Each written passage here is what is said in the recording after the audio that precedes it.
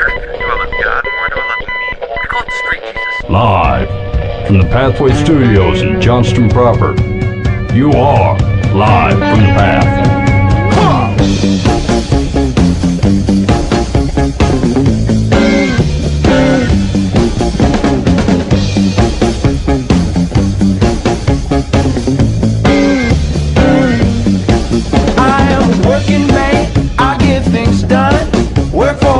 And you're listening to Live from the Path. We're coming from the Pathway Studios here in Johnston proper. It is good to be with you. Welcome, friend. Come closer and know me better. What is that? Every day I must say it. Wait, did you say that last time? Yeah. What was it again? It was welcome, friend. Come closer and know me better. It's that present ghost of the past, present, and the future from the Muppet movie. Of the Christmas Carol. He had like a little accent of some sort going on. Yeah, he's a big jolly giant, and I can't really pull it off. But I made fun of my daughter almost all week because we were at St. Louis Zoo or whatever last week, Kansas City Zoo maybe, and there's like this big canary hut. There got to be like 500 canaries in there, right? And they're like, careful, they might land on you. And so she gets so excited, like this is a big opportunity. One of these canaries is going to land on her, right? Yeah. So she walking around this canary hut with her elbow out, like it's the canary's natural habitat. and for half an hour, she's getting like an inch away from every canary, and I'll be like, get on my elbow. Get up my elbow. And then when that don't work, she'd like stick her pointer finger out and be like, oh, this'll do it. The poor girl got snubbed. Like, seriously, man. no canaries ever landed on her elbow or her finger. You can tell she's like a farm girl. Yeah. Because the city girls like, keep that bird away from me. No, she was right up in these canaries. And so the whole time she was doing it, I was like, come, bird, and know me better. She doesn't think it's very funny now, but I could have done better on an opening story, but I wasn't quite as prepared as I thought. All right, then. But we do know you better. Here's what we got going on the show tonight. We are very excited to have the return of Crystal Joy in studio. Hi, Crystal. Hi, thanks for having me. You bet.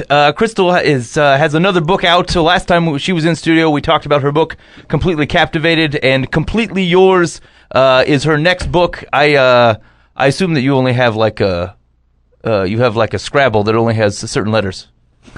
Yes. Okay. Yep. That's garage it. sale version. You caught me. What can I say? That's my secret. I shake all the letters out and I dump them, and that's where the. No, actually, she has another book which does not have the word completely in it, and I was blown away. So anyway, we're gonna talk about. She's got a couple books on the horizon. We're gonna talk about the one that's out now and the one that is yet to come, and just check and see what's going on in her world. Plus, there was a story that I found on CNN.com, and I thought, hey, that'd be a good one for the show. And I thought, oh man, we just have a bunch of dudes batting this story around. This is not a good idea. And it happened to work out that Crystal was also coming in that same week. The balance. I think it's going to be helpful because I don't know. I basically saw the trajectory that this discussion on this story was going to go, and it was a decent one, but it certainly wasn't interesting. That's the risk. But it was an article on CNN.com, and it had to do with the changing reasons why ladies cheat. Just ladies, not the focus of all people. Like on their taxes? Yes. Yes. Though, yes, that's exactly what the problem is that they're trying to get away without paying the government. I wish I could find a woman like that. No. But anyway, it's the nuances in the article were pretty interesting, and so I just kind of wanted to talk through and maybe see if we recognize the thought process, see if it applies to other things, and maybe try to understand where that what's allowed those thought processes to kind of come about. So anyway, we'll talk about that a little bit. We're also going to talk about, sometimes ladies feel like they have to stray from their current relationships because they don't know whether they're being loved or not. And I think we can answer that question. And so we're going to play, Is This Love? Oh, yeah. So I'm going to give you some situations, and you're going to have to tell me after hearing the situation, is this love? I mean, what is love really?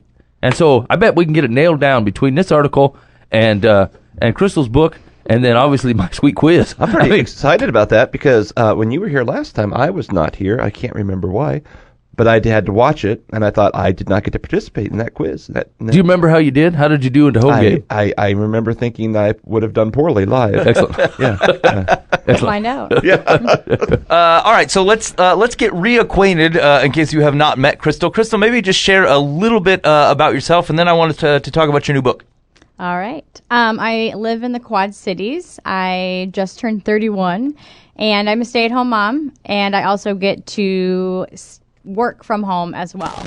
So I write the stories we'll be talking about today. The 2 books that I have out, Completely Captivated and Completely Yours, are collections of love stories based on real couples. So I sit down and I interview couples, and usually what I tell them is I say, imagine your relationship as a movie. Give me 4 to 5 scenes. That's your story. Doesn't always work out that way with some couples because some of the couples in the books actually break up. So it might just be one person, or there's a tragic circumstance. For instance, one of the people passes away or is sick with an illness. But overall, I interview at least one of them, and I get to write their stories. So they're fictionalized in the fact that they're like novels. You read a hero and a heroine falling in love, but they're actually based on real people and real events, which is a lot of fun. And then I also write contemporary romance. So I've had a few novels in my back pocket for a while now. I've been working on Shackled Heart for about 7 years now, and it's going to be published in the next couple months. So I'm really excited about that as well. I mean, that's got to be pretty cool. Well, hold on. I don't want to get ahead of myself. No. I want to talk about that Shackled Heart here in a little bit. Yeah, hold on a bit. Now I had questions. You're moving on without me. Okay. So actually, I was going to ask you that, like because you were talking about like some of them break up, or like a circumstance shows up, like, and that was one of my questions. Like, you listen to people talk about their relationships, and like seeing that you've been doing this for a while. Can you listen to people tell stories and be like, these people ain't gonna make it? This ain't gonna happen. Like this person's gonna die soon? Well, Predictions. like they are not compatible at all. Like they're sitting there telling their love story, and you're like, no, that's not good circumstances, fellas. I wouldn't call that love. Yeah, this is not love. No one bonds over cream soda. So wait, was that a no then? You feel like you're not Not yet. Okay. I mean, I'm only 2 books in, so give me a little bit of time. Maybe in the next few years, I'll get really good at predicting who's actually going to stay be fair, together or not. Completely Yours is, it's thick. Like, you done talk to some people. I see a sequel completely messed up. Ooh, I like it. So, there you go. Me and Barnabas met over cream soda. Crystal started shaking her head. I'm like, what? It should have been diet. It just occurred to me though. You were talking about writing from home. So like, do you have to have? And I think I asked this before, but I wanted to make sure. So like, does where you're at, or like, does your environment influence, or do you use your environment to influence what you're writing at the time? Right? Like, if there's certain sections of the stories, does it matter where you're at, where you're sitting, or you just kind of do what you do wherever? So I usually write at my kitchen table. And the weird thing, I guess if you're looking for like a weird thing that I do while I write, yes, I always something have to salacious. have something silly. Like, okay, so I always have to have a chai tea next to me. That's not so weird. Mm-hmm. But then I also have to wear like socks. Usually, even in summer, this sounds stupid, but I wear like really fluffy, long socks. Woolly? I don't know what, socks? I cannot write barefoot. I'm not joking. If I tried to write barefoot, I don't think I could do it. I don't know Or I've in ever shoes. tried. I have to write wearing socks at home. Now, when I'm at a coffee house, I try to look a little more presentable, and I wear normal shoes, and it's fine, or sandals, in summer. But yeah, when I'm at home, like that's what I look like, with big, comfy, fluffy socks on. When was the first time you realized that? Like, you started to hammer something out barefoot, and you're like, this is not working. I need socks. I don't know. I think I just kept doing it until someone asked me if I do any weird writer quirks, and I'm like, no, I'm not that weird. And they're like, oh, yeah, I am actually. I have to write with socks on. That is really weird. Why do I do that? I have no idea. You mean not everybody keeps an ostrich in the kitchen with them? Man, the stuff you don't know about people. All right, so tell us a little about Completely Yours. So it's in a similar vein as Completely Captivated. Like you were describing that you've kind of helped fictionalize love stories of real couples. And so maybe share a few of the stories, or maybe some particular moments as you were kind of crafted some of these stories from some of their real lives that impacted you or affected you in some way or another. Well, Completely Yours is similar to Completely Captivated, and that, like I said, it does have breakups, it has tragic circumstances, it has your happily ever after endings, but it is deeper. I think when some of the couples I interviewed for the second book had read Completely Captivated, they saw what kind of details I had already incorporated in that book, and so they were much more open with me. Just like I said, only just because they had read the other book and they knew what to expect. And Yeah. so it's thicker. Like, for instance, Tom and Megan's story, they go through a situation where they meet, and you have these first couple scenes where it's really sweet. They're at a restaurant, they're getting to know one another, and then all of a sudden it switches gears where they're actually married and they're struggling and they're wondering, hey, should we stay together or not? Maybe we should get divorced. Maybe we shouldn't stay married anymore. And so they have to make that decision. And so they really poured it all out there. You know, when I sat down and interviewed them, they were very open and honest with me about their doubts, about whether or not they wondered, should we actually do this? And so it was a couple weeks before they got divorced that they actually sat down and had a conversation and tried to hash it out with each other and decided whether or not they should stay together. I won't tell you if they do or not. You'll have to read the book to find out the end of their story. But that in that particular scene, you know, it was a hard transition as a writer to go from like this cute little scene of them getting to fall in love to switching to them married and questioning whether or not they're actually going to stay together.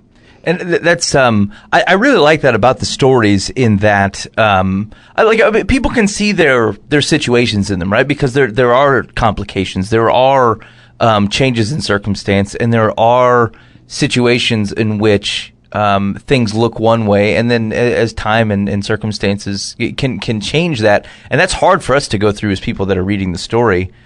Because we recognize what the folks in the story are going through. I remember what's it, the opening story with Mary and Daniel, is that right? Yes. Yeah. So like that was a very it was a very interesting story to open the book with, and it kind of did the opposite of what you were just talking about. So like you get in on the tail end of it, of their relationship, and it was very interesting to see it kind of move back. They're going through some struggles, and then you get to go back and look and see where they started from, kind of the promise that existed in the butterflies and like all just the cool things about how a relationship like that starts.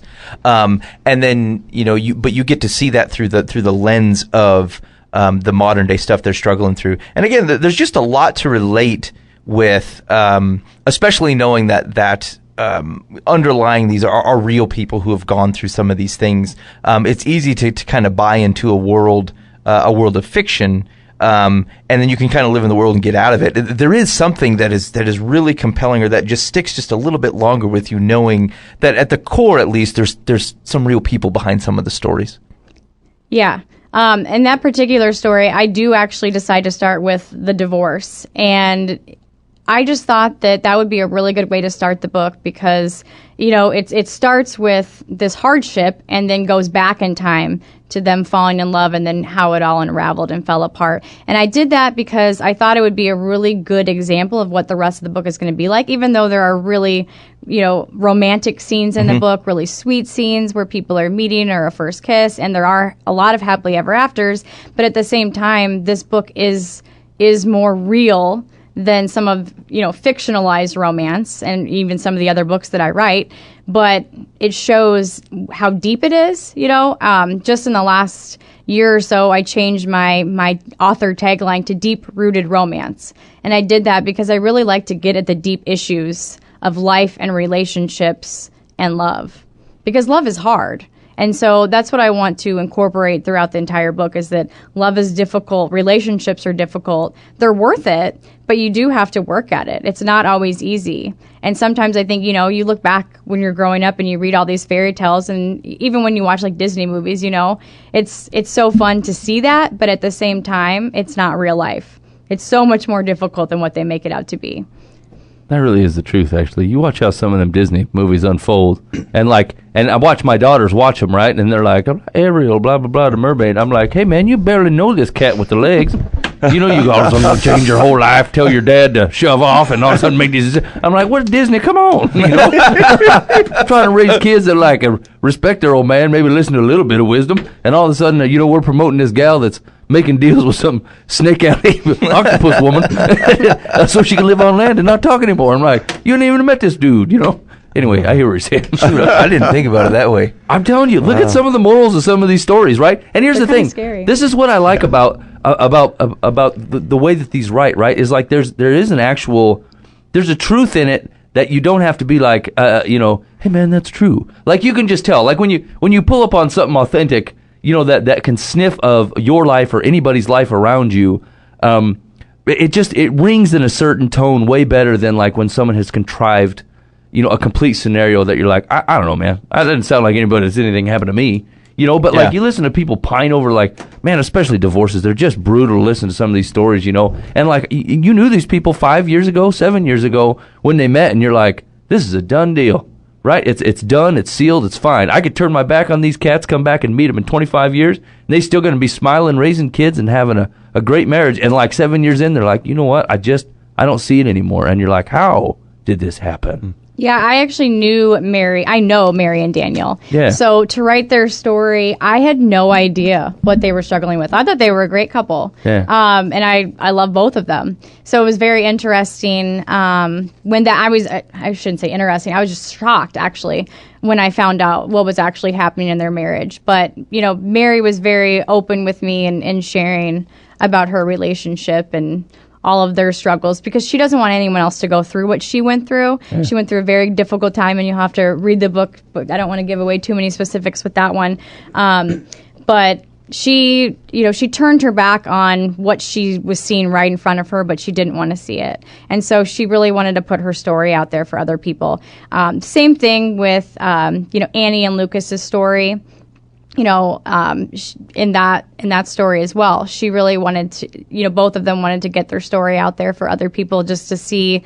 And Annie and Lucas deal with long distance. Jenny and Michael also deal with long distance in the book as well. And I really liked that the couples brought that up, because I think a lot of young couples in particular deal with that, especially when you're right out of college and you're falling in love and you have to decide, is this person worth pursuing? Is it worth moving to where they live? And can I see a future with them? And that's hard. It's hard to think about leaving your family. It's hard to think about leaving your friends to move where somebody else is in hopes that it is going to work out in the end. Yeah.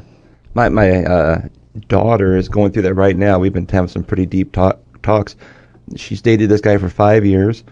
They love each other. They have great relation. He is a great guy.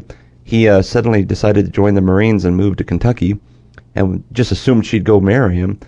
And she's in college, going into dental school in a year and a half. It's like she can't just go anywhere. I don't know. I don't want to go into.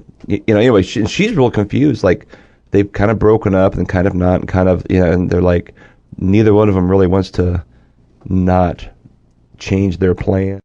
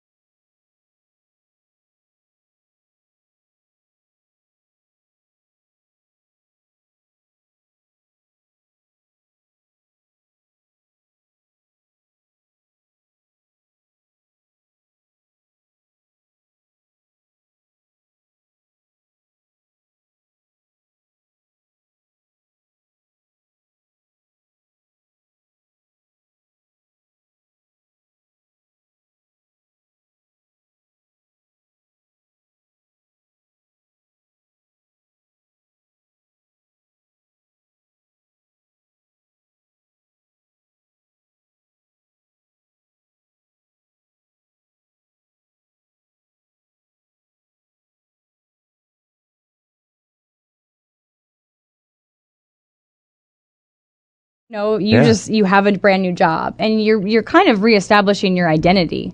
Who are you really? Yeah. Well, she's still got a year and a half left. Okay. So that makes it even undergrad, harder. and then she's going to graduate. She's got 4 years of dental school. So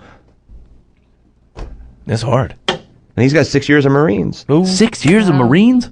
At least, yeah. Yeah. I didn't know they did it in. I guess I had no idea what the time frame. Well, it depends if you go active or it's all the variables and everything and what you sign up for. But he should have been a pro tennis player. There's good money in that. I always thought I wanted to be kick field goals. Yeah, that's the job right there. Yeah. I mean, you only show up like 2 or 3 times a game. I mean, people could really hate you, but I mean, most of the time you're inconsequential. Yeah, it's okay to be short. You don't have to lift the weights all the time. See, and this is the way you handle love, because that other conversation's hard. I mean, you got to think about it. Like, I don't have any good answers there, but like, could you be a field goal kicker? Absolutely. That's a no-brainer. I'll be the hero at the end This of is the why game. I'm glad okay? Crystal's tackling these subjects. And I'd be like, you know what? I'm not built for this. Go ahead. Let's do the field goal kicker conversation. Hey, we're you're hanging out on Life from the Path. We're talking to Crystal Joy, author of Completely Captivated and Completely Yours. You can pick up both books where good books are sold. So, like, you've got some local places that people can pick it up, right? So Completely Captivated you can get at Barnes & Noble, you can get Yep. at Nook and Kobo and Amazon. Completely Yours is just on Amazon right now. Ooh. But eventually I'll get it into bookstores as well. I just wanted to try out just doing Amazon just to see, Yeah. you know, if it made a difference if I reached out to different readers and whatnot. So Do you where are you at with what you read? Reading electronic books versus physical copies. Do you have a strong preference? I do right now. So actually, I had a very strong preference toward only print books for the longest time. Like especially older books, you know, you just open them up and you could smell the I don't know, probably the musk, which doesn't sound so good, right? But I don't know. There's something special about opening like an old classic book. But now that I have kids, so my son is 3 and my daughter is almost 2, and they rip so many of their own children's books apart. I'm like, you're tearing mommy's heart. You just ripped a book. I'm like, I can't do that with my book. So I caved, probably a couple years ago, and I have a Kindle now. I like it a lot. Yeah. So I'm sticking to that for now until my kids get older and I know that they won't ruin my books. If Yeah, your right. kid tears that Kindle in half, I mean, he's got to go on TV directly. Yeah, he's strong, but he's not that strong. I bought a Charles Dickens book from a garage sale, I think a couple years ago, and I brought it home, and it smelled like minestrone and neglect. It was the weirdest funk. Like it was like no one had touched this book for years, but then it had some kind of like Italian soup odor to it, and for the longest time I didn't want to read it because I thought it would.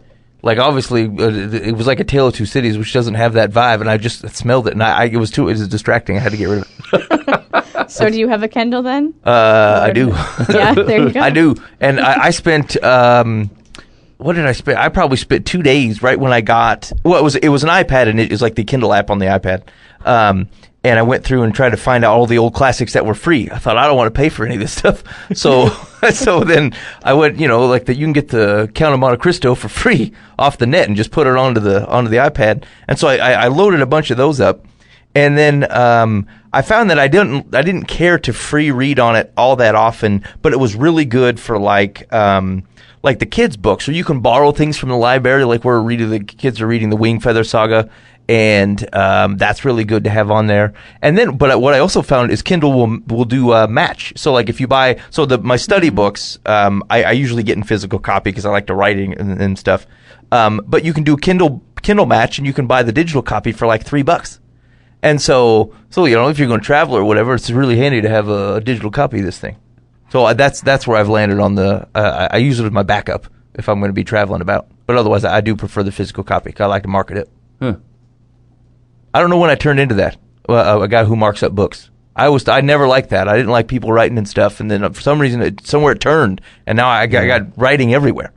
When I was in college, I would write all over books because then it was just easier to find my notes. Yeah. And writing somehow helped me understand the concepts better. Yeah. Because I would put it in my own words because some of those textbooks, it's like mumbo jumbo of just you could have worded that 20-word sentence in 10 words and you didn't, so I'm going to do it for you. Right? Don't you think they come out with like the message for textbook?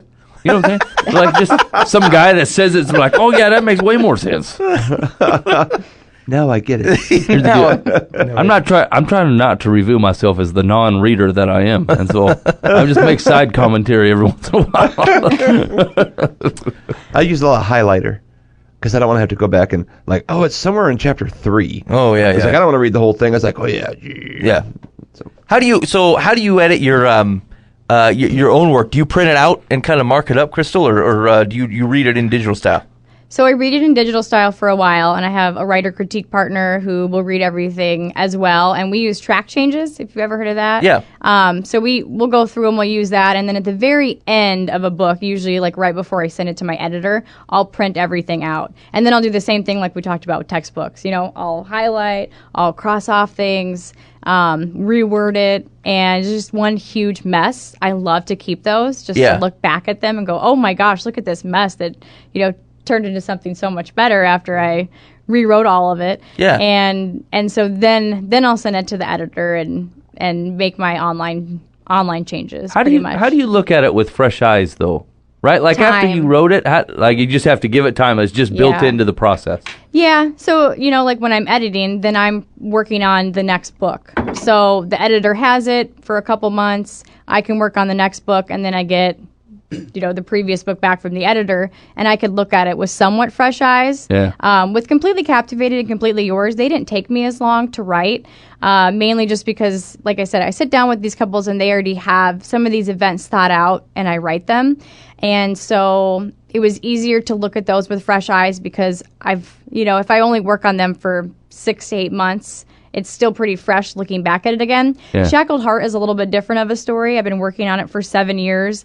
And so even rereading it now scares me a little bit because I'm like, I've read this so many times. Like, what if I missed something? But my editor is wonderful. She did a very thorough job. Like, I just got the edits back on it, and I read through it, and I didn't see one mistake she didn't catch. So I know she did a really, really good Does job. she give you like changes, like this is really stupid, go a different direction? Is that kind of depressing, or is it just more of grammar? My critique partner, yes, she's Okay, a little bit the nicer critique than partner, like that's yeah. really stupid. I can't believe you did this. We're allowed. This to is be not a little third more honest grade with level. each other. Yeah. Well, speaking of that, my critique partner writes Christian suspense. And so she loves to kill off people. And every book, she will just kill off too many people. So the other day, she had me read a new draft of a book, and I'm really excited. And I'm like, this is the best thing she's ever written. And I'm like so proud of her. And we've been critique partners, you know, for like 3 years now. And I get to the very end, and she kills off one of the characters, and I'm like, I'm done. Done. No. No. And so, like, I just, you know. Is she right for The Walking Dead? Yeah. I had a lot of fun, like, writing comments. I was like, no, you didn't. You cannot kill him off. Put him back in the book. Like, too much. Yeah, can't you just even let read the people end. breathe a sigh? You Yeah. were like, we made it through the book. Everybody's still living. Finally. So you've mentioned a couple times your next book is a little bit different than the Completely Yours and the Completely Captivated in that it is entirely a work of fiction, right? Correct. So how is that process? How's that process different? Like, does it feel radically different as you're writing? And kind of what are your trepidations about that book, or what are you excited about with that book compared to the first two? It's really, really different. Because with Shackled Heart, it's gone through about 5 revisions. And so you know, with that, you actually, with this book, so I'm character driven. A lot of authors are either character driven or plot driven. I'm very character driven. So I knew when I started Shackled Heart, I wanted to write about a guy who was going home. All right. So that's how it started. So then I was like, all right, I want him to not want to go home. So what would make him not want to go home? And I'm like, well, maybe he did something so bad that home feels like prison. And so then I had the idea of, well, all right, maybe he actually went to prison. Mm-hmm. And if he's going home, he's on his parole, just leaving prison. And so that started turning into more of a story for me. So I actually wrote the whole story. Just, okay, what would Charlie do next? And now, what would he do next? And I got to the end of it, and I went, wow, I don't have a plot. Like, I have a character doing a whole bunch of really random things. And then I thought there was this wonderful masterpiece because it was one of the first books I ever wrote. And I had all these people read it, and they just tore it all apart. And I'm like, okay, I need to go back to the drawing board on this one. So I had lots of help from people reading it. And then I went back and I actually created a plot, and then that's where, you know, the heroine came in, McKenna Christensen, and I decided, well, who's going to go against Charlie? Who's going to push his buttons a little bit? So I came up with Mac, who was a parole officer. I'm like, because Charlie, you have this man who's who's lost his wife in a horrific car accident. He was the one driving. So he has this immense guilt knowing that like the love of his life is gone. And all he wants is he wishes that he was dead, you know, like he wishes that it was him. He doesn't want to live life without her. So you have this guy who's on parole who doesn't want to move on with his life. And then you have this parole officer who's nudging him saying, hey, dude, you got to get it going here. You have to move on with your life. You can't just hide away from everybody, and you can't live with this guilt. But she actually has some struggles of her own. She actually knows more about his car accident than he thinks, and so she witnessed some of it, and so because of that, she does not want to work with Charlie when she first gets him on her parole. So she's this wonderful parole officer. She loves what she does. She's actually a workaholic. And then she gets Charlie on her caseload and she goes, oh my gosh, I can't do this. I cannot work with this guy. Like, I saw his accident. I saw his wife's body. There's no way I can ever look past what he did. And so they're like stuck in this situation where they actually have to work with one another and get to know one another a little bit. You know, it's pretty cool about writing both styles that you're talking about here, because I'm interested, because like when you have a completely fictitious story, you take those critiques and be like, hey man, that's my story. But like, does anybody, you know, read some of the fictionalized stories that you talked about, you know, with other couples and be like, well, I don't like Randy. And you're like, hey man, I can't change Randy. Randy's Randy. You know what I'm saying? Like, I don't own that critique. Randy's just a jerk. Nothing I can do. You're right. That makes it so different. I'm more nervous to publish Shackled Heart because they're my characters. I made them up. So you're right. If someone critiques them or doesn't like them, I'm going to go, wait, that's my Charlie. That's my Mac. Yeah. You can't say that about them, you know. He's multidimensional. Look at him. He's got so much life in him. I've never had anyone tell me that they dislike any of the real people. You know, if anything, they become attached. I had one reader become very attached to Annie in Completely Yours, and she wanted to know what happened to Annie. She's like, I need to know, because the story leaves you hanging a little bit. And so she's like, I just need to know, and I need to know what's going on with her. And so it was really exciting, actually. Annie is actually now engaged. And so when I told this particular reader that, she's like, oh my gosh, I just got tears in my eyes. I'm so happy for her. Like, I'm a huge Annie fan. And it's so fun because I get to go back to Annie and be like, listen to what this reader just said about your story. Very How excited cool for is this? So it's a lot of, you're right. It's very different in that way because every time I hear good things from a reader, though, I tell these couples, because I'm like, this is your story. You know, I think even now, like, they share their story with me, but they don't realize like how attached people can get to them. I was able to tell a lot of the couples from Completely Yours that now, looking back from Completely Captivated. But that has to be one of the best things about writing these collections, is just being able to share these real couple stories and then having people connect with them and go, I want to know more. You know, like, are they married now, or do they have kids now, or like, it's so fun. Well, that's how you know stuff is well written, though at the very least entertaining, right? Like, because when you end up watching a show or something, you're like, I'd like to watch another one. That's how Netflix got here, right? But like, and people feel the same way about obviously the book, right? Where they're like, this is not enough information. If there were more, I would continue reading it, right? And so like, that just means that it's written in such a way that like people they're truly entertained by it. Help them connect. Yeah, exactly. That's pretty cool. And a lot of it, I think, is just what they're telling me. I love what every story, you know, I don't know, as you read it, like, feels different as I write it. I think even rereading Completely Yours, I had a different voice in some of the stories. And I think part of it could just be me getting used to writing these types of stories, but I think a lot of it is what kind of details the couples give me. And so that really puts a different vibe on the stories. Now, Sarah and Chris's story in Completely Yours, I've actually never met them. They're the first couple I wrote a story. I've never met them. They live in Colorado. And so Sarah, thankfully, keeps a blog, and her husband is in the Air Force. So she keeps a blog, and I was able to really read through her blog enough to get a sense of who she is and who he is, and to write that story. But that was definitely the scariest story I've written so far, just because I've never met them, and I wanted to honor their personalities and, you know, hope that I captured them correctly.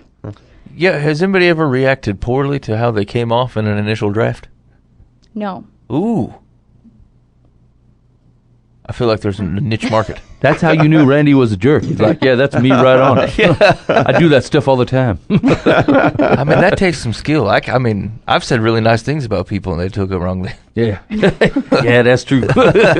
So you've you're a couple books in writing about people's relationships and have gone through the process of having to kind of craft characters on your own and have them kind of to live out in the world. What have you learned about love and about relationships from being an author, both for the first two types of books that you wrote and then also into the fiction book?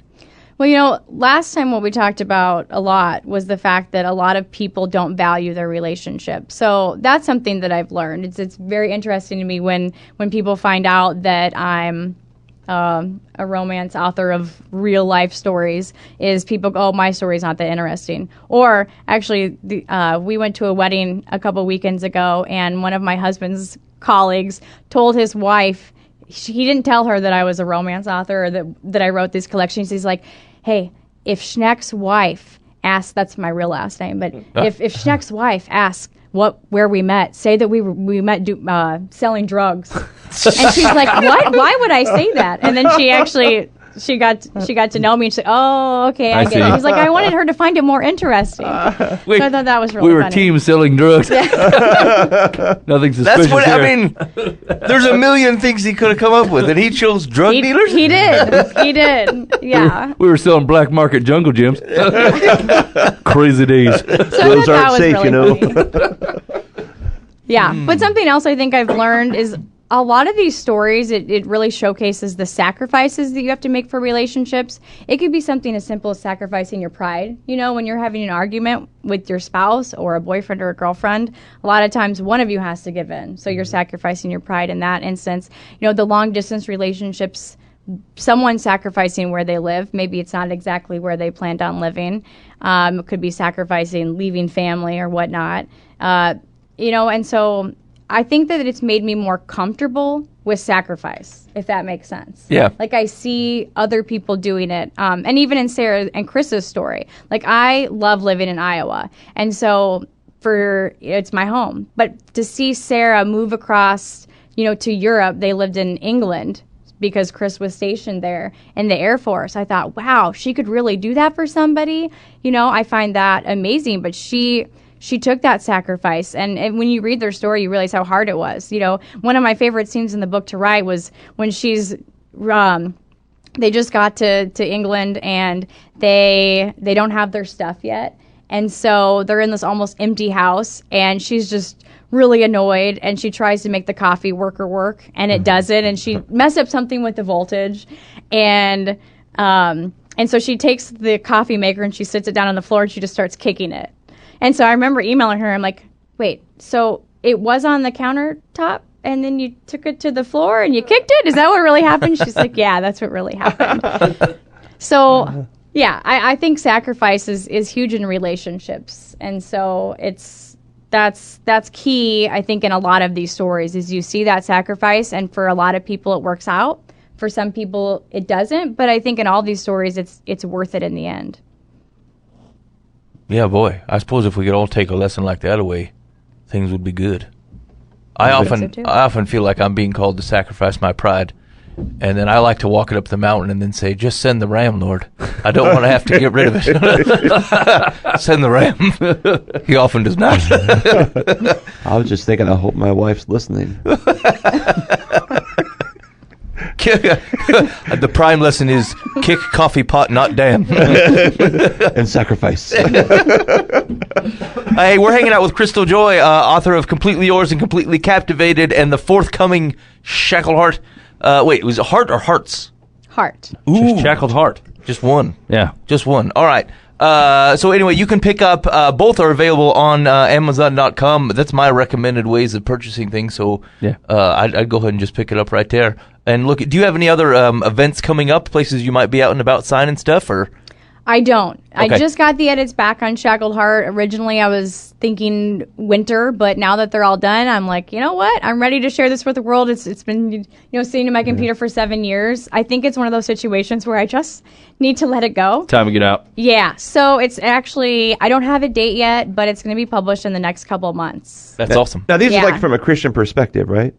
They Or- they're clean romance. They're sweet, clean I mean, not like romance. Jesus-y Nothing even that would necessarily, make but- your mother yeah. blush. Yeah. Yeah. I mean, I was just thinking, like, do you travel to churches and talk about this stuff, or is that like, I mean, I don't know. I haven't yet, Yeah. but I could. Yeah, I just wonder it'd be appropriate for something like that. Yeah, Yeah. it would. So yeah, it's not specifically Christian fiction. Yeah, Right. opposed But to like the I truck said, stop it's she's doing now. I did have to warn her. Watch your salty language here Yeah. on the program. You don't bring that sailor talk in here, Crystal.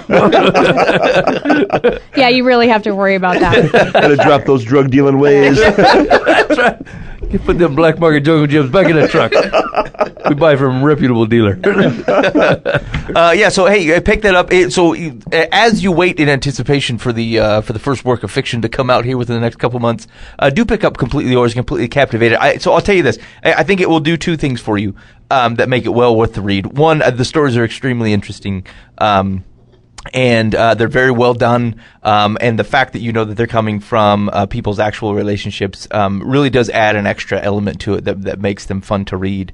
And they have all the twists and turns that people's relationships do. And so they're flat out a good read. The second one is it does help, I think, you to think about your own story a little bit. And it's good to be reminded. I was out of town last week for work. And I realized I was driving up. I had been out of the house for like 2 hours. And I realized that I spent a lot more time thinking about my wife and thinking about my kids when I was sitting by myself driving up to where I was going. And that is very healthy for me because it causes me to reassess or not get kind of caught up in kind of the wheels of time.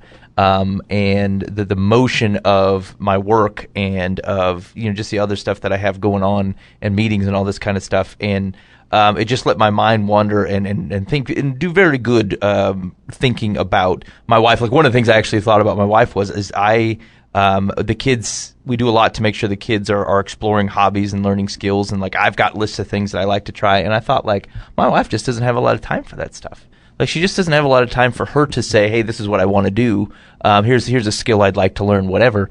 And I thought like we should do that. We should, and so like it was 2 hours worth of time, and that just kind of popped into my head. And I think it caused me to rethink how I don't think one step deeper than I have been about, I don't know, what is my wife up to? What does she like to do? And am I helping? Am I helping to be an encourager in her life and to not just worry about the things that I have going on, but like look at what does her life look like and what do my kids' life look like. So anyway, I say all that to say sometimes things like this, in addition to being just good reads, are also very helpful in causing you to think about your own life and your own story in a fresh way. And I would say all your relationships deserve that. Don't. It's easy to sacrifice them to time and convenience or habit or schedule or whatever. And some things have to shake that up. And I think that this kind of thing is very helpful to kind of reorient and relook at what you do. So anyway, do that. All right, Mike. Do we have a game for Crystal? Yeah, we're gonna play Is This Love? Oh, that's right. That's right. Crystal is the sole. We only play this game with Crystal and Chop. Yeah, we've only played it twice, and the first time it was because she was here, and the second time is because she's here. Like Yeah. we don't bust it out for just anybody. So if we ever want to play this, like, and we need you to write a book, is that going to be all right? So that you can come in and play the Sure. game? So easy. Okay. Yeah, think on about it. Of all the Live from the Past games, if there was a top shelf bourbon of games, this is it. Yeah, like this is we've definitely only it. busted out every once in a while. Yeah. Okay. Now, due to that, I mean, there's like a sweet theme song and stuff, but like it's not. We're gonna put that in later. Yeah, you don't get the full brunt of it. Yeah. So basically, here's the gist: is I'm gonna give you a scenario, and then you're gonna decide is this love? I mean, coming from you know how bad the internet is, Ben. I know. I've been there. It's a bunch of lies. People trying to convince you what love is. It's like this is what love should feel like, Yeah. or A Mermaid's Tale, where you do weird things to meet a man from the land that you only met once. Like, is that really love? So I mean, let's get down to the brass tacks of it and figure out what it is. Okay. Scenario number one. I'm ready. Wait. Crystal, are you ready? I am ready. Okay, I'm just checking. Dan, how are you feeling? I'm dialed in. This Okay, is good. we're This is ready to good. rock, Mike. Go ahead. I'm ready. Question 1. Yeah. Is this love? Yes. A man's wife asks him if he would be willing to watch the full 11 seasons of Frasier on Netflix. Is this love? A man's wife asks him if he would be willing to watch the full 11 seasons of Frasier on Netflix with her. Is this love? Ben Foost. Oh, what? Oh, shoot.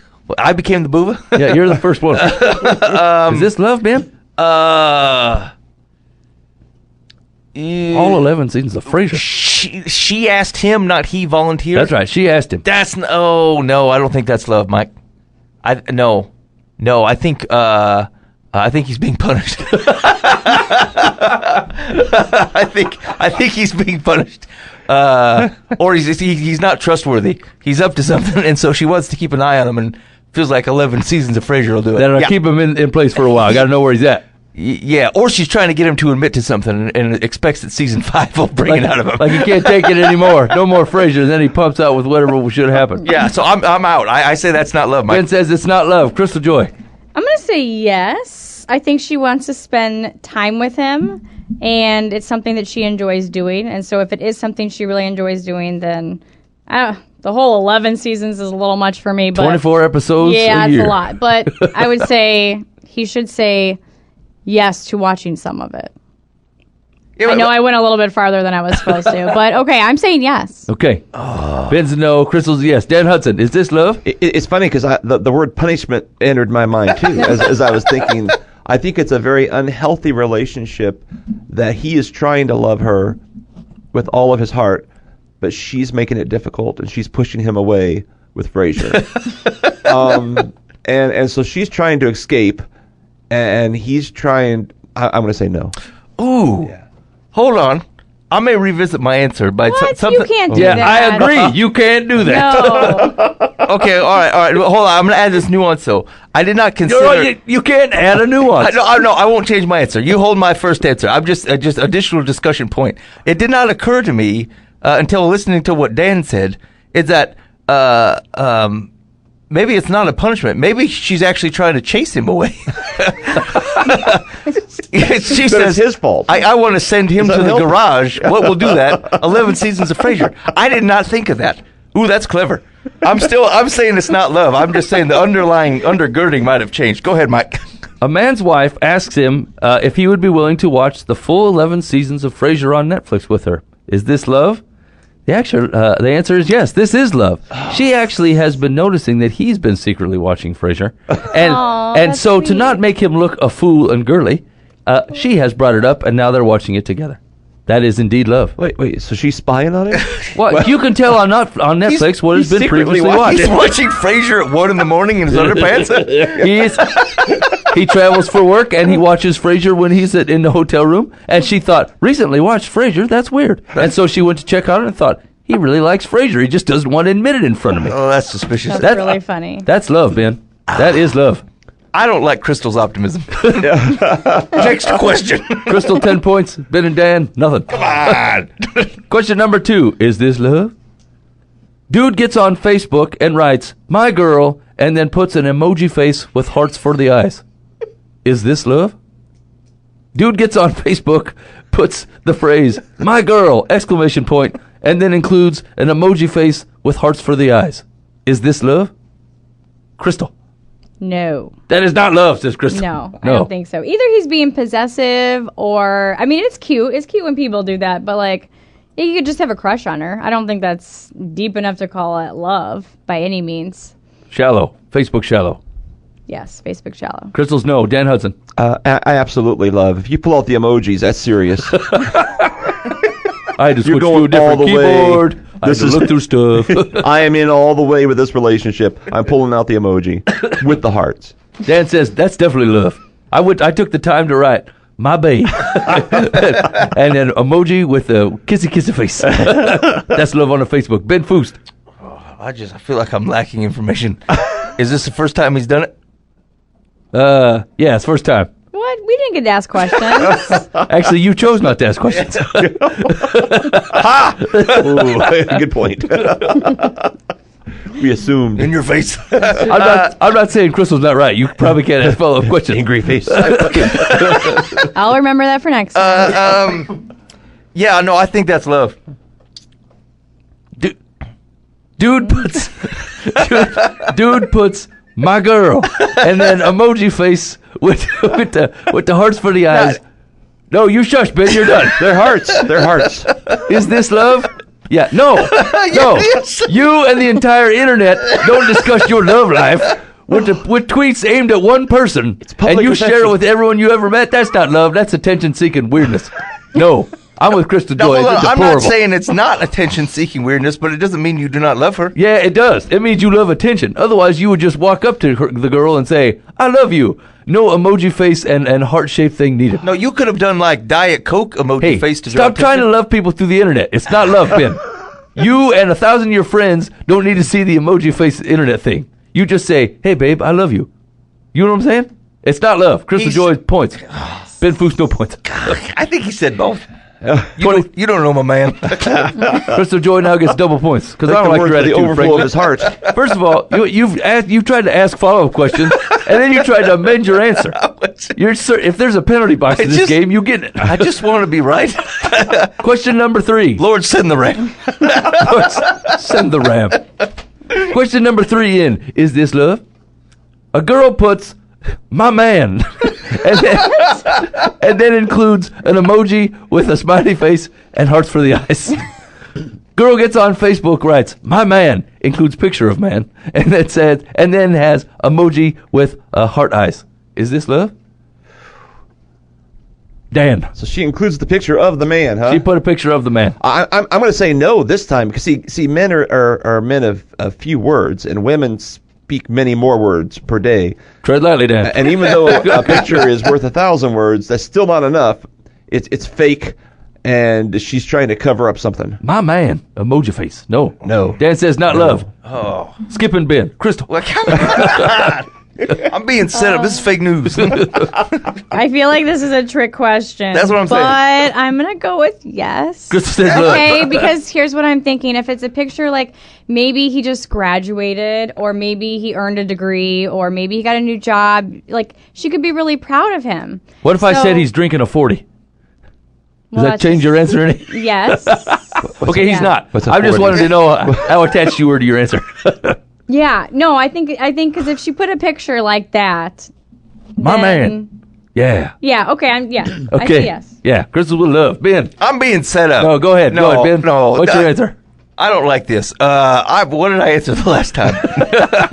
Yes, I think it's love. Yeah, I do. Yeah, because I think it's going to reveal your bias, friend. You trying to give me to do the dirty ways, and I don't like it. A girl gets on the old Facebook and writes, my man, and includes a picture of him and emoji face with the hearts for the eyes. Is this love? Yeah, no, we just talked about this last question. You and the whole internet don't need to be talking about your relationship stuff all the time. That is not love. That you be like, look at my man. Look at him. I love him so much. Okay, you tell your bestie over some coffee about that stuff. You're going to be telling the whole internet. No, that's not love. Shame on you, Ben. Crystal led me astray. To be Learn fair, from your Crystal mistakes. included her own backstory, which kind of sounds like love. You should have seen that coming. Thank you. So she gets 5 points for at least giving it a shot. Ben, no points for you. Hey, she's got 200 pages worth of experience doing that kind of thing. Hey, to be fair, if you get Booba back in here, he would lose all the points. But since he's not here, someone's got to take it. Okay, here we go. Question number 4 out of 5 in the game show. Is this love? Is this love? Let's see. A young man sits down to write a letter, and he writes, do you love me? Do you want to be my friend? Because if you do, then don't be afraid to take me by the hand if you want to. I think this is how love goes. Check yes or no. Is this love? Repeat. A young man sits down to write a letter, and he writes, do you love me? Do you want to be my friend? Because if you do, then don't be afraid to take me by the hand, if you want to. I think this is how love goes. Check yes or no. Is this love? Can we just hear the song? Do you love me? Ben, is this love? Yes. He's being cute. Yes, it is. Ben checks in with, yes, this is love. Crystal Joy. I say no because he's asking. He's like, is this love? Yeah, yeah. So he's wanting, I mean, I guess he's asking if he knows or if she loves him back, but even in this song, I always interpreted this as like a young kid. So Like a I don't think 6-year-old as a young boy. kid, you could really not love someone in a romantic way. So I'm going with no. Hey man, Crystal's being intentionally antagonistic against me. Do you notice how she's always choosing a different answer than what I'm doing? Hey, I answered before you a What's couple Ben's answer? times. Opposite. To be fair, she includes enough backstory that it's hard to argue with her. She's like, if this were the deal and he was Dracula, then yes. I got maligned for a backstory and asking additional questions. I'm being mistreated. Okay. Check yes or no. Ben's in with yes. Let's see. You Ben's in with yes, Yeah. right? Crystal was in with no. Dan Hudson.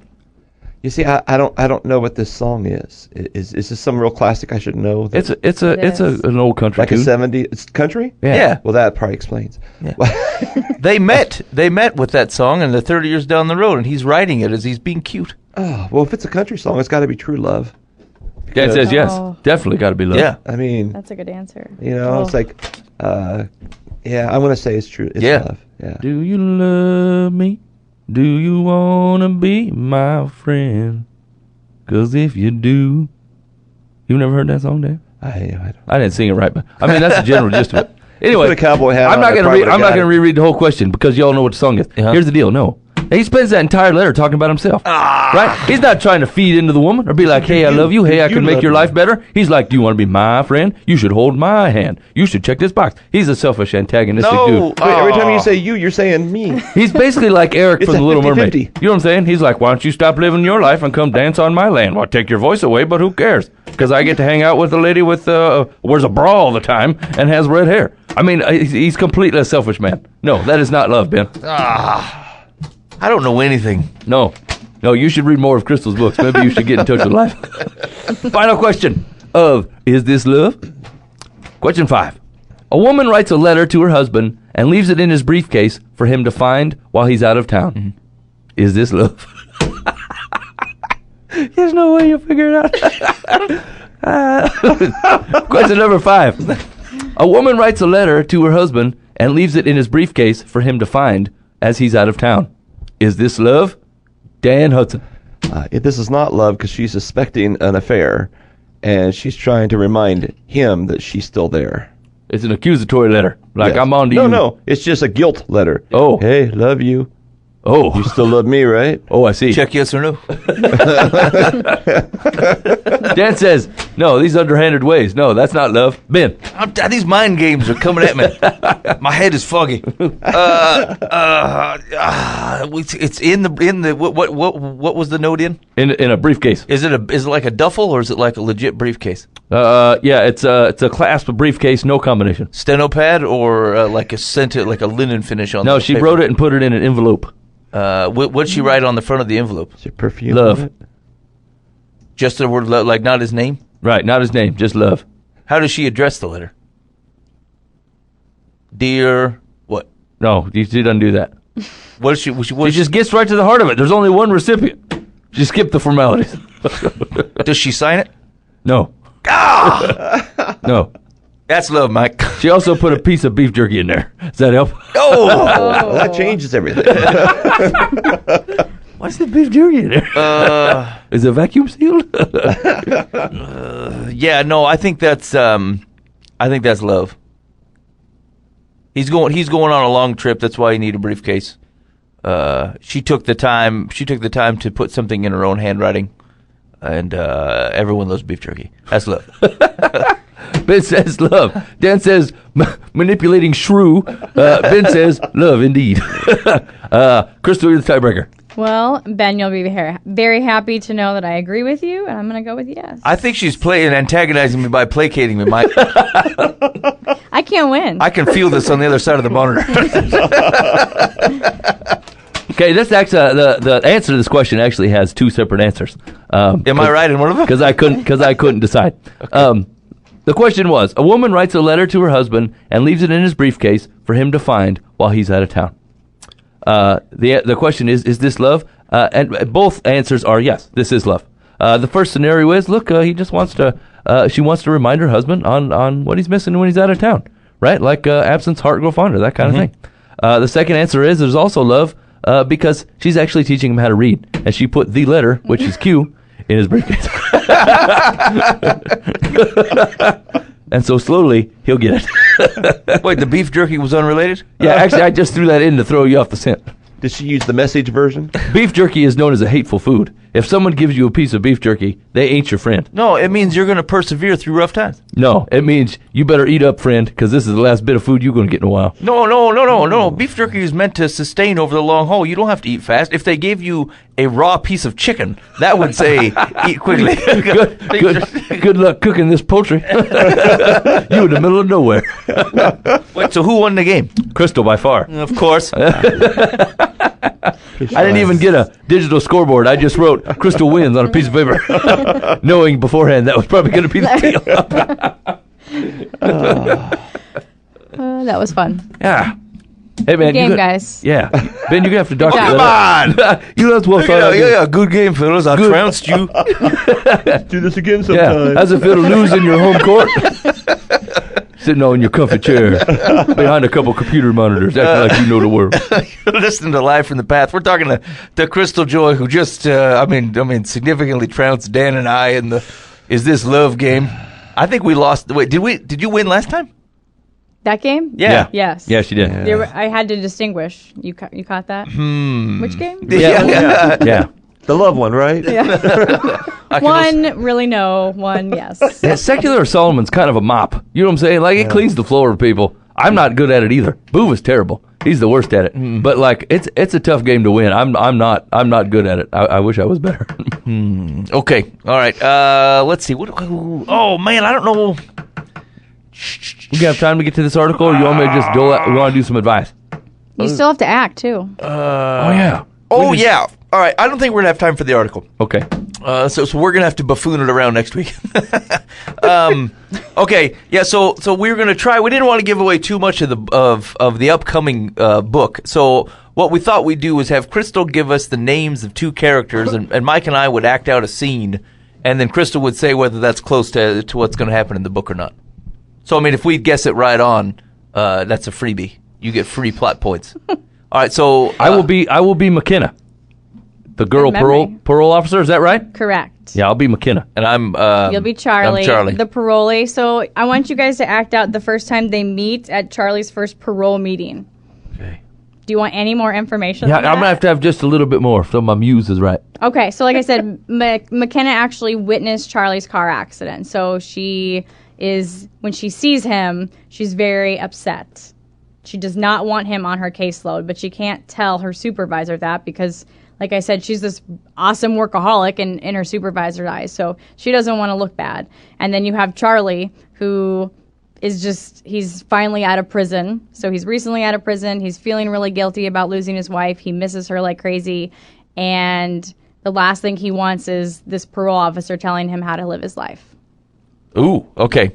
All right. Ready? Okay, I'm ready. Okay. Hold on. Mike, I'm gonna come to the office. Okay. Ready? Yeah. Crap. What's going on in here? This is Charlie. I'm here for my appointment. Yeah. I knew you were coming, I guess. Why don't you have a seat? Okay. Thank you. Just right over here. So, what are you doing back in town here? You told me to come here. Yeah, I want you to stay out of my affairs. I'm just trying to change my life. Dang. Oh, hold on. I'm not grabbing McKenna in the full. You know what I'm saying? Like, I get that she's angry with him, but I mean, she got to act decent in her job. It's her job. Yeah. I don't like you, Ben. Charlie? Whoever you are. Hey, we don't have to like each other. We just need to meet these requirements so All that right, I can okay. be free. Okay, I'm ready. Okay. So let's go over some of the things that you need to get done. Did you plan on, what did you plan on doing once you got out? I have to secure a job. I've already talked to Ted over at the auto shop. Ted. Yeah, Ted, the guy that runs the auto shop. What's with the attitude? Ted died 6 months ago. So, Maybe tell me another one. Listen, if you're not serious about your own recovery, I don't know why I should be. No, I'm trying to change my life here. I don't know why you're giving me such an attitude. I went and can't- talked. The listen. man had a Ted name tag at the auto shop. I went to get a job. I'm going to change oil. Here's the second thing. You can't have a dog in here. I didn't. It followed me in. It followed me in. Ever since I left the auto shop. You know what? We're gonna have to do this another time. Because if you're gonna waste my time, I don't see any reason why I should even let you in here. Please. And take that dog with you. No, I'm gonna get out of here. Go get out. It doesn't even like me. It thinks I have food. Oh, it missed. I'm very sorry. I didn't. It's not my dog. I tell you. You know what? Maybe you could get a career as a janitor while you clean up that dog mess because you brought that dog in here. I will take care of this as soon as can we finish with the meeting? That's not good. That smells bad.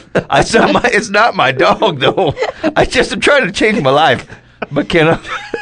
And C. Hey, was that pretty close? Well, there is a dog in the book. Not at the meeting, but in the book. Boy, that put me in a rough circumstance. I don't know how you're going to get him out of this one. Stay tuned. Chapter 2. Hey, here's what I can guarantee: the book is much better than this. It's much better than this. You can't bring. That was good. Good job, guys. Hey, can I write the prologue? I mean, is this published yet? No. So Here's an overarching metaphor about cleaning up the mess in the room. this is the sad part. Is she was Actually, you know what? There is a metaphor about cleaning up a mess. yes. That was good. I know everything. Oh my goodness. I know everything there is to know. Yeah. I was just playing. I lost that game on purpose. I realized like how much work it takes to be a writer and how I don't have it. When Crystal was talking about like while the story was coming out, and her like, so a guy he's going home, right? And but he doesn't want to go home. Why wouldn't he want to go home, right? And my mind goes, bees. There's bees there. I wouldn't want to go home to bees. Nobody likes bees. Like, you know, this is why I can't write a book, right? Like I can write like in 1.5 dimensions. Why wouldn't the guy want to go somewhere? Probably bees there. That'd be my guess. I hate bees. Chapter 2, Charlie calls a bee man, gets him out of his house, goes home and enjoys the rest of the afternoon. That's true. Acknowledgements. I'll keep that in mind for a conflict in my next book. Bees. Hey, Mike, can I write the prologue to your book? Absolutely. Yeah, I plan on only selling it on low rent back alley operations. You want me to send it to WikiLeaks? Actually, I thought about this, Crystal. Do you want me to release your third novel, your novel, to the WikiLeaks? It makes it look like it's a like a secret document. Yeah, you'll get big publicity. People would read it. Everybody will want Yeah. to see it. That's true. Operation Shackle Heart. I'll think about it. I'll think about it. I didn't think about that. Yeah. Mike Okay, and I are going to work on a pop-up book. I hope it's not For the that bees. first scene. You know, adult coloring books are really in now too. That's true. There you go. I saw adult coloring books but people have a profanity in them. Like they like to color in a giant profanity. And I thought, you're missing the point of profanity. You know what I'm saying? It's usually pretty. It's usually like a quick burst and be like, well, bam, there's profanity. And this dude's sitting there, I mean, he's shading it in for a couple hours. If you're going to slow burn anger, you know what I'm saying? Like, use eloquent words or Latin or something, but like usually we reserve profanity for outbursts and whatnot. And this dude's taking the long toil. Maybe they always wanted to be like a trained graffiti artist and just couldn't commit to it. My mom never lets me commit crime. Trains move too fast. My dad's always been this way. Okay, you want to do some advice here? Yeah. All right, here we got time for a couple. Okay. Dear Life from the Path, I need to get a babysitter for my son. I'm going back to work and he's too young for school. The other moms I know have hired women who are good at childcare but are paid off the books. Oh no. All these women I've met are undocumented, which seems to be the trend here. From wealthy moms to those who are struggling, they all seem to hire in this way. I'm afraid if I hire someone who is undocumented, I could get in trouble down the line. When I researched the on-the-book nannies, the prices were sky high. Jeez. I'm not sure what to do. None of my friends have been caught. Do you think that is just the way it is now? How to find a nanny. Is this woman under the impression that the newspaper columnist is going to say, yeah, you know what, go ahead and do that illegal activity? That's my advice. That's what My I advice do. is to go with the cheapest product available. Whether it's legal or not is none of your concern. It's a little disturbing that nothing in there had anything to do with what's best for my child. Right.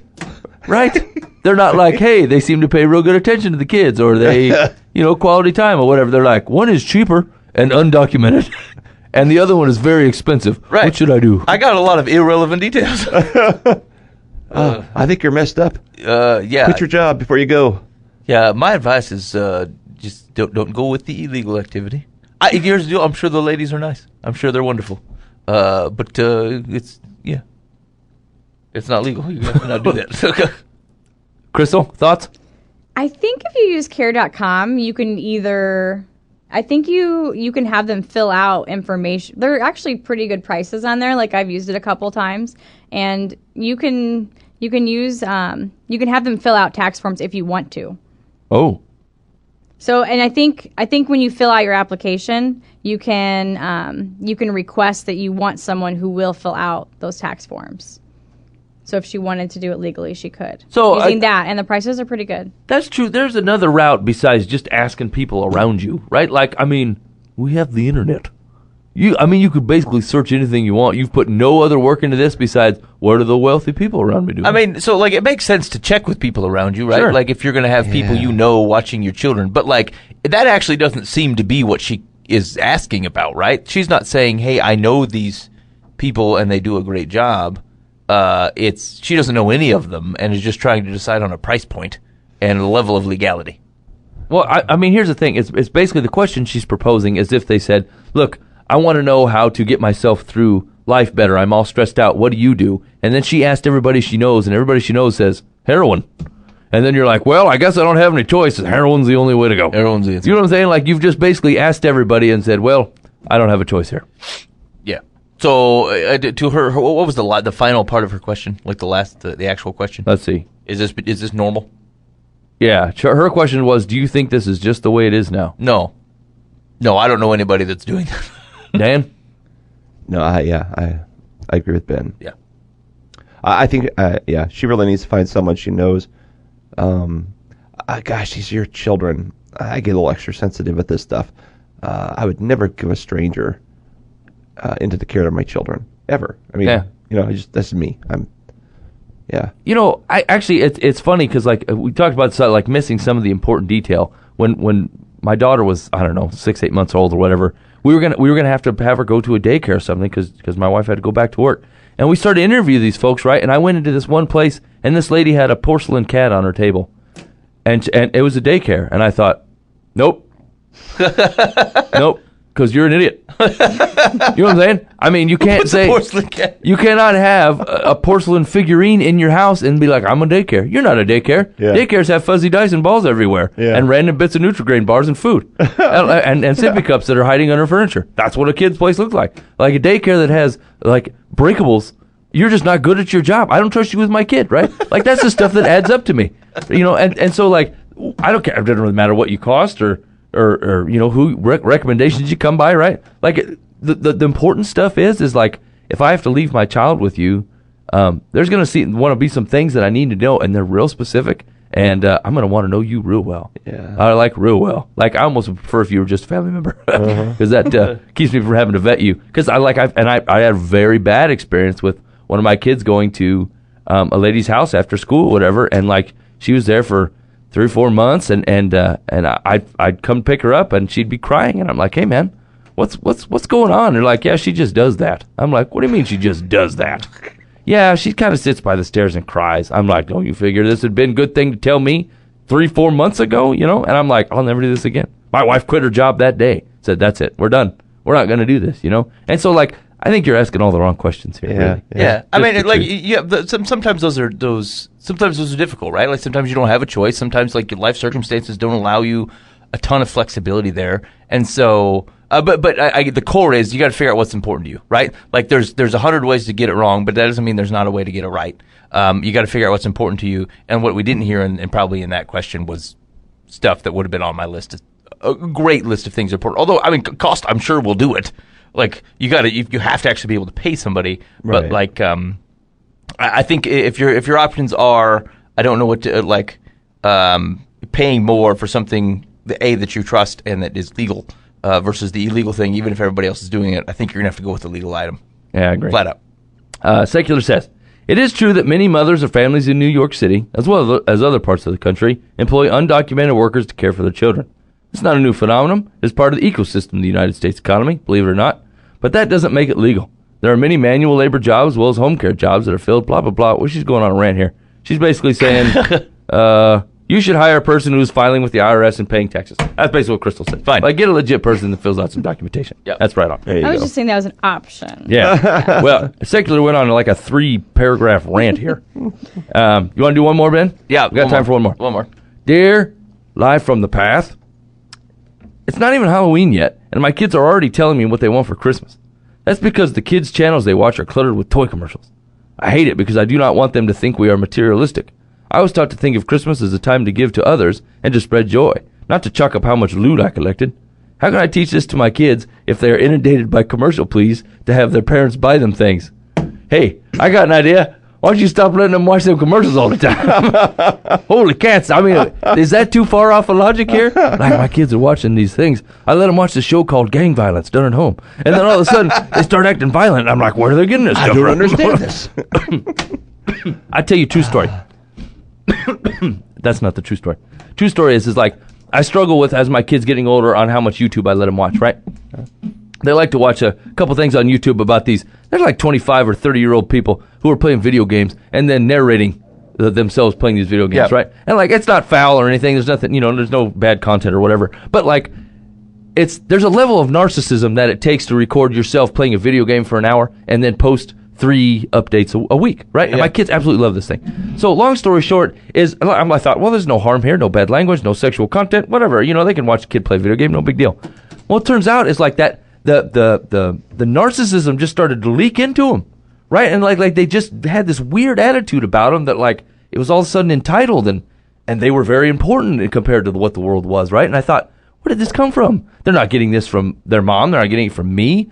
I know what they watch on TV. I know what their church family looks like. I don't get this. Mm-hmm. It was literally YouTube of just watching people talk about themselves and what they created in a video game, and like it was shading their thing. And I thought that can't be it. So I said, look, gals, we're going to take a break from YouTube for a couple weeks or whatever, because I think this is causing behavior problems for you. And they're like, yeah, no, it's not. And I took it away, and it was gone.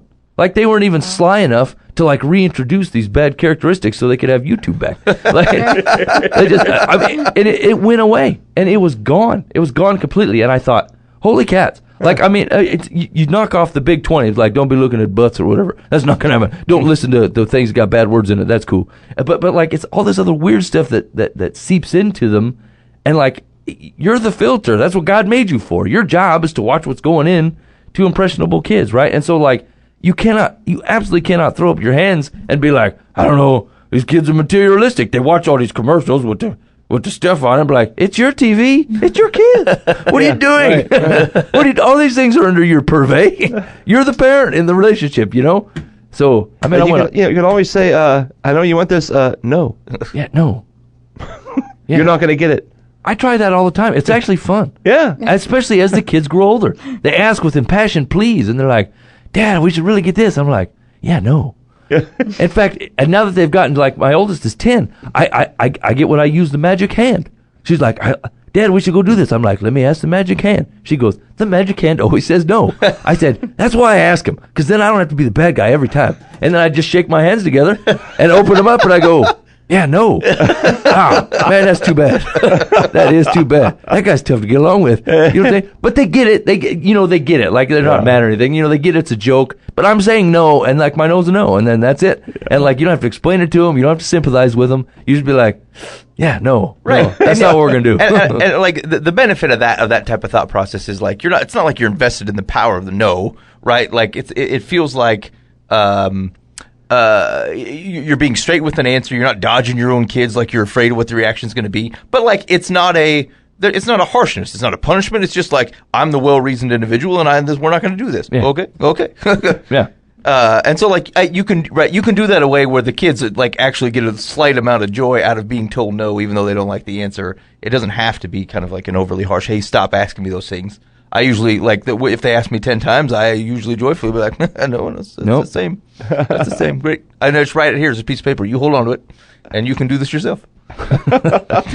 Well, and if she's worried about giving too, she could also take the next step and have them, like, right before Christmas comes, take some of the toys that they have that they don't play with anymore and let them give it away. Like, do some sort of, like, what's Toys for, Toys for Tots. is it or Toys for something, Tots? or- Yeah. Yeah. Like, go give your toys away and knowing that you're going to get some new ones for Christmas or something like that, too.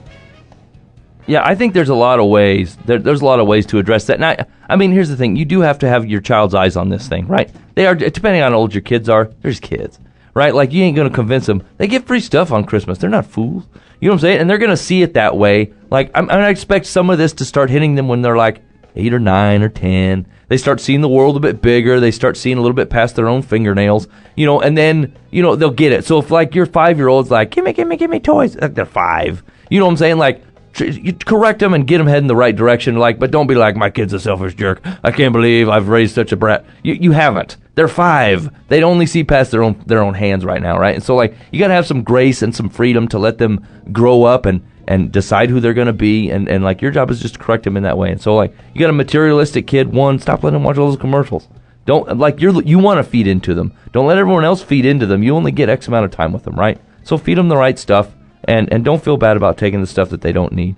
And 2, like, I mean, if they're just little kids, just tone your expectations down. If you got a 15-year-old that acts like that, you should be questioning your abilities and then really grab the reins back because you only got about a year or 2 and they're done with you, right? So I think that's probably your option. Secular says, your job is to teach your children your values. True. One way to do this is to limit their exposure to television. The fewer commercials they see, the less their longing will be for something they might not even want. Give them guidance on how you approach gifts during the holidays. Can they request one main gift? What are the boundaries of their wish list? Tell them and set their expectations, what they will receive for what you expect them to give. By changing the conversation, you will help to balance out what they are seeing from outside sources and what you believe. Yeah, true.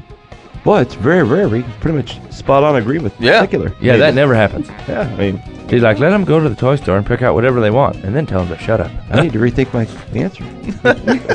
Hey, you've been hanging out with us on Live from the Path. Thank you so much for being with us during this interview. Thank you, Crystal, for coming in. Thank you for having me. It was so much fun. You're very welcome. Always fun to have Crystal in, even though I feel like she's cheating on this love game and otherwise just trying to make me look bad. And so, but even so, I would highly recommend you enjoy both Completely Captivated and Completely Yours, both available on Amazon. Just do a search for Crystal Joy or either of the titles, and I feel like it'll come right your way. Pick those up, start getting them read, and then wait in much anticipation for Shackled Heart. Hopefully within the next 2 or 3 months, that'll be available. Maybe a nice thing to get somebody for the old Christmas. Right on. That's coming right up. Can you gift an ebook? How do they do that? Yeah, I think you can. I'll put the thought on. It must be able to be done. Wait a minute. Is Shackled Heart? Is there going to be Are leather you going to print bound? that one? Yeah, it'll be a print book. Ooh, It's got to be leather. no. Jack up the price $10. I'll buy it if it's leather because people like that's an expensive leather book. That's a Christmas I know gift. how to leather. All leather. I looked online, Instructables.com. I'm not paying you for secondhand leather. Yeah, I couldn't find leather. I did vinyl. My commentary on Mark is covered in vinyl. All right. Okay, well, hold on. There's a certain brand of man that sheathes his own commentary on the Book of Mark and then bails out on the material for vinyl. here's the thing: the book fell apart. They bound it in 2 big sections, and they came unglued. And I thought I should rebind this, and I didn't want to do it with the paper that was there, so I got some vinyl from the Hobby Lobby. Oh wait a minute. This is someone else's commentary, Mark, not the one you No, wrote. I didn't write my own commentary. That's what I on Mark thought. and then I thought bind you it. wrote. This is gold. It sounded like you wrote your own commentary and then bound it in vinyl. I'm like, you arrogant fool. This will be littered my garage sale next year. Signed by Ben. That's terrible. No, that's a good idea. All right, anyway, thank you for hanging out with us. We will see you next week. In the meantime, be faithful in the means. God will handle the ends. You've been listening to Live from the Path.